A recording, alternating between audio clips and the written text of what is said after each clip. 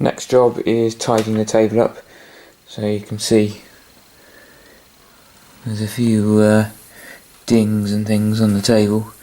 I don't know whether these were from poor clamping down or whether someone's hit it with a hammer, so I've stoned those off, take the high spots off, and we'll just do a quick check of how flat the top surface of the table is and how much wear is in the ways.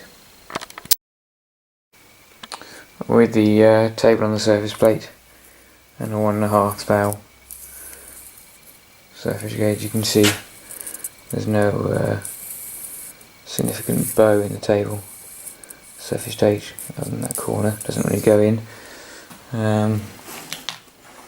In terms of the wear, it's zeroed at that end.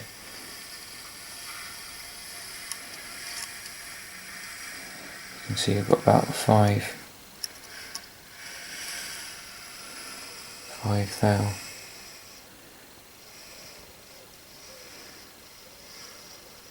Going back to about 0 at that end.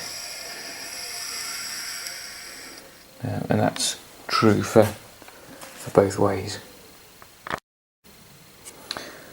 Measuring over the ways here using these ground rods and just a caliper, we get about 7 thou total difference between this end, or the middle rather, and that end, or the other end, and that comes from the 5 thou vertical wear here, and then a few thou of kind of wasting of these ways. Bluing up the top of the table shows that it's fairly flat. The glue was quite thick. You see there's a bit of a dip there. There's a bit of a dip around that area there, and then this corner which I can measure with a feeler gauge. But yeah, that shouldn't be too bad to scrape up flat. So the top has been scraped and the front has been scraped, and these will now serve as the reference surface for the rest of the scraping on the table.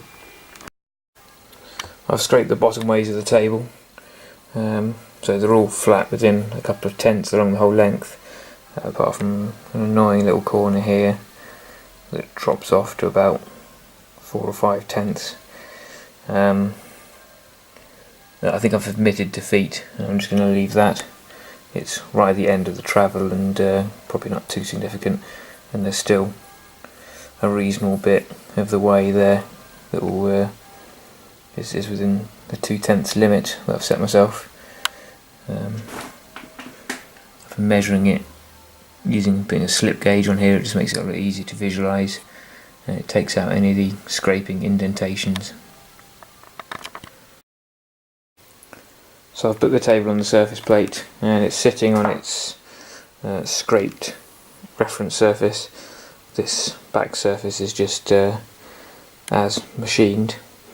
So that reference surface on the back there that's sitting on the table will act as the reference for the rest of the build. So what we want to try and do is get this surface, so we know this surface is now flat to the top. We know that that is at right angles to this surface and flat.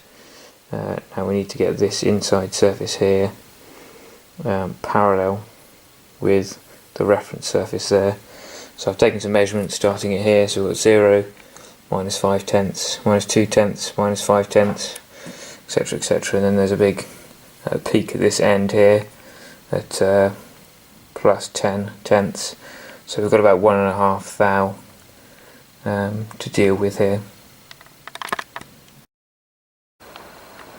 So this dovetail has been scraped within a tenth of the other side, so now what we're going to do is scrape the bottom dovetail here parallel to this dovetail.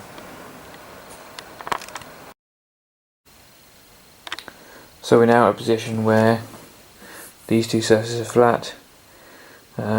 This edge here is parallel with this, and so we need to scrape this edge here.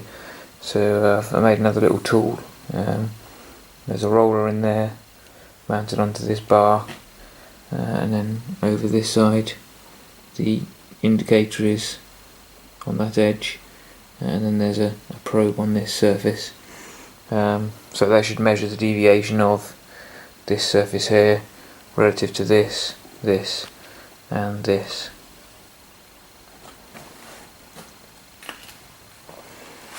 I've run this along the whole length and we're parallel within a few tenths, apart from there's a bit of a kick out here, and that's what we saw on this side as well. There was a bit of wear in the middle, but this part here is fairly unworn, so that's encouraging that we're seeing a kind of symmetrical result. So I just noted the deviations down. So as I said, we've got the most wear here, and then we come up to this end where there's very little wear. Obviously the table doesn't get out there very often.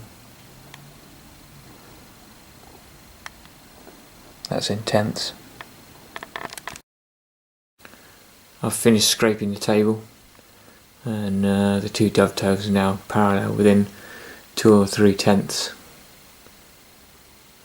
So now it's time to move on to the saddle.